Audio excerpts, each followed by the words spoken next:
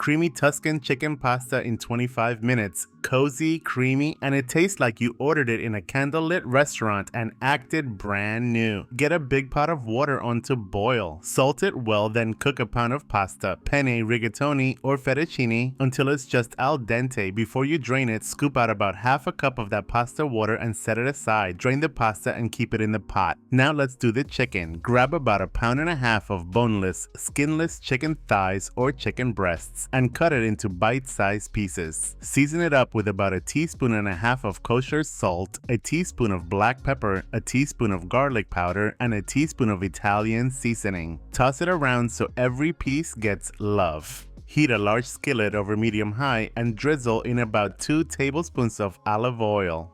Once it's hot, add the chicken in a single layer and let it sear about 3 to 4 minutes per side until it's browned and cooked through. Then move it to a plate. Same skillet, drop the heat to medium, add about 3 tablespoons of butter. When the butter melts, stir in 6 cloves of minced garlic. If you like a little heat, sprinkle in about half a teaspoon of red pepper flakes. Now add your sun-dried tomatoes, about half a cup sliced, plus about 1 tablespoon of the oil from the jar.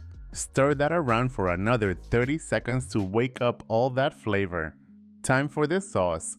Pour in about 3/4 cup of chicken broth and about 1.5 cups of heavy cream. Let it simmer for 3 to 4 minutes until it starts to thicken a bit. Turn the heat down to medium-low and stir in about 1 cup of finely grated Parmesan.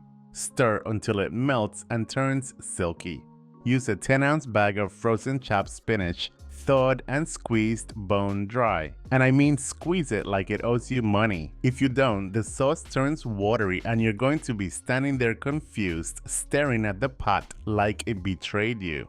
Stir the spinach into the sauce and let it heat through for a minute or two. Now here's the smart move when your skillet isn't big enough. Pour that sauce right into the big pasta pot.